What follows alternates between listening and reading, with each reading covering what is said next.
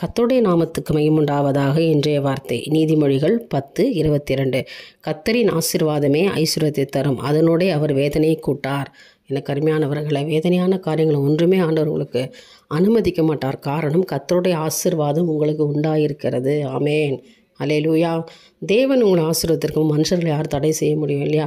கர்த்தர் சொல்கிறாரு, கர்த்தருடைய ஆசீர்வாதத்தை, என்னுடைய ஆசீர்வாதத்தை நான் உனக்கு கொடுத்துருக்கிற மகளே, அது ஐஸ்வர்யத்தை கொண்டு வரும். அது மிகப்பெரிய ஆசீர்வாதமான ஒரு சூழ்நிலையை உங்களுக்கு மாற்றி கொடுக்கும். ஏனென்றால் கர்த்தருடைய கரம் உங்கள் மேல் நீட்டப்பட்டிருக்கிறது.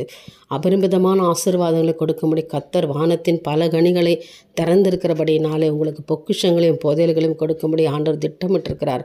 நம்புங்க. எப்படி ஆகும்னு மட்டும் நீங்கள் யோசிக்காதீங்க, அவிசுவாசப்படாதீங்க. நிச்சயமாக உங்களுக்காக ஒரு கதவு திறக்கப்பட்டாயிற்று. அவருடைய ஆசீர்வாதம் ஐஸ்வர்யத்தை கொண்டு வரும், அதனுடைய வேதனை கூட்ட மாட்டார்.